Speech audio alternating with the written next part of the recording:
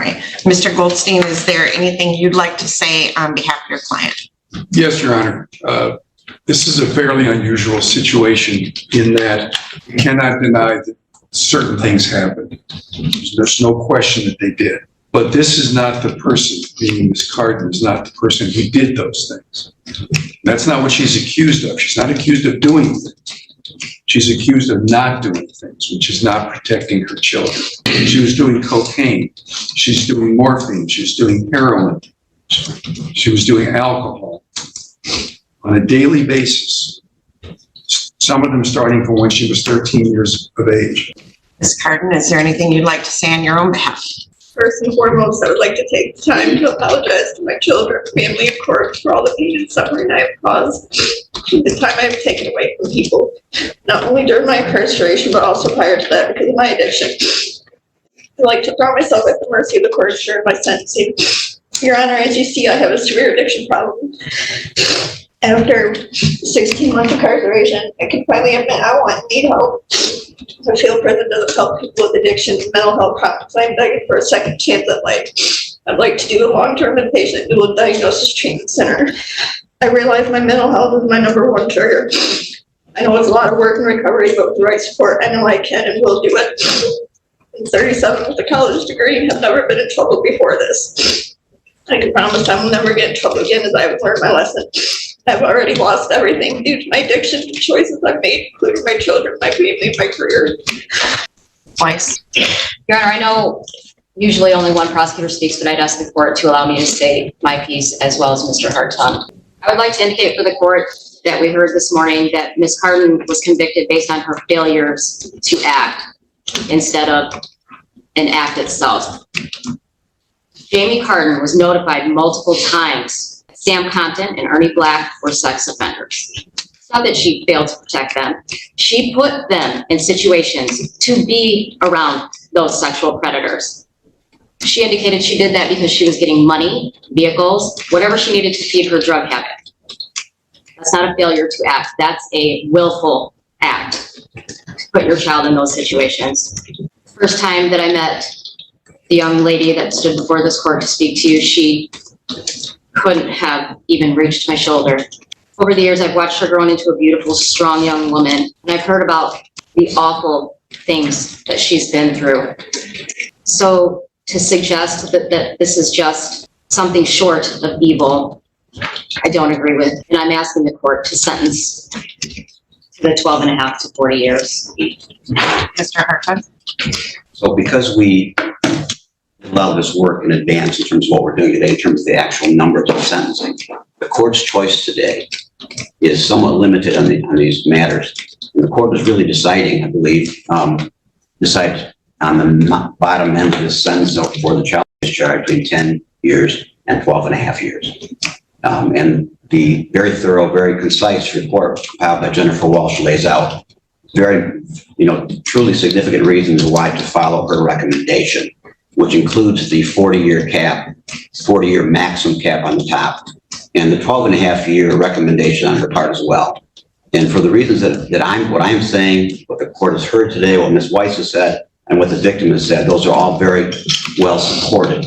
What I want to say directly is that the breadth and scope of the tragedy that was put in motion by Jamie Carden's drug addiction borders on mythological Greek tragedies. Let's take a look at what happened here.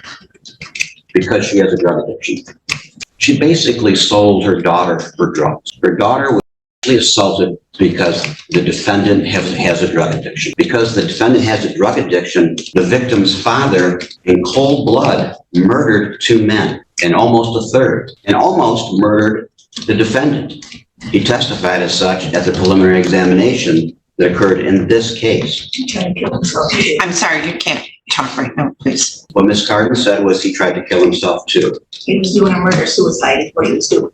And that's all very accurate. The man that he didn't kill, the man that he didn't murder went to trial, Ernie Black. And the victim testified in that case. And the victim testified in the preliminary examination for that case. And she was strong, and she told the jury what happened. And Mr. Black was convicted of child abuse, criminal conduct in the first degree. And because he had a prior criminal sexual conduct in the first degree or third degree, he is now imprisoned for the rest of his life without a chance for parole. This is the kind of victim that we have in this case.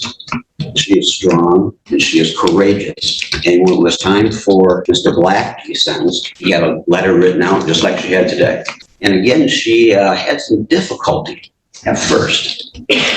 And I remember in the hallway, and she didn't want to do anything. So I said, "Are you ready to go in and bury this son of a bitch?" She went in and spoke with courage, just like she did today, and with a higher volume than she did today. This has gone on for a long while. Ms. Weiss is correct. It was first started out with Ms. Borders, myself, and Ms. Weiss. We have literally watched her grow up into a very brave young woman, all because of what happened. And I'm sure that's bittersweet from their perspective, probably sad from their perspective, because if she did not know Ms. Borders and Ms. Weiss and myself, she would not be here today, having had what happened. She has emerged out of this much more than a survivor.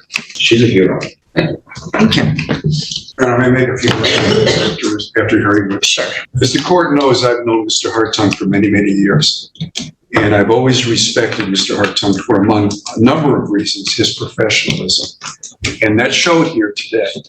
Because when he addressed the court, he didn't say that all these terrible things happened because of my client. He said all these terrible things happened because of her drug addiction, which is exactly the same thing that I said to this court when I addressed the court a few moments ago. Jamie Carden is not a bad person. Jamie Carden doesn't go out looking to do bad things, but Jamie Carden had a terrible drug addiction. And that's where if you want to talk about blame, at least 80% or more of the blame rests with that addiction and not with Jamie Carden. Now, he also went on, one thing that I do disagree with that he said to the court. He talked about Chris Carden, and he somehow seemed to feel that Chris Carden only did what he did because of my client, and that's not true. You want to talk about someone who made a conscious choice to do something. Chris Carden picked up a gun and killed people and tried to kill this person standing next to me, and she's not responsible for what Chris Carden did, nor is her drug addiction responsible for what Chris Carden did. One person in this world is responsible for what he did, and that's him. And the court can address him when the time, I assume, I don't know if you have it or Judge Olsaver does, but that will be addressed at the appropriate time. But this is the person, Jamie is the one being sentenced today, not Chris. In determining the appropriate sentence in this case, the court has considered the seriousness of the offense, your history, the principal proportionality, the statutory penalty, the cost of confinement, the sentencing guidelines, the report and recommendation of the probation department, as well as what has been said upon the record at this hearing. The criteria and reasons for the sentences are the nature and gravity of the offenses, the discipline appropriate to their commission, deterrence against repetition by you and by others, the potential for reformation, vindication for law, and the protection of society. It is the sentence of the court that on file number 22-20792FH, you will be sentenced to the Michigan Department of Corrections for a period of 1 year, 4 months to 2 years with credit for 29 days. And that is on the fleeing fourth degree charge. So you will pay a crime victim assessment fee in the amount of $130, DNA testing fee in the amount of $60, and a $68 state cost. On file number 22-21124FC, on count 1, assault with intent to do great bodily harm less than murder or by strangulation. It is the sentence of the court that you will serve 5 years to 10 years with credit for 543 days with the Michigan Department of Corrections.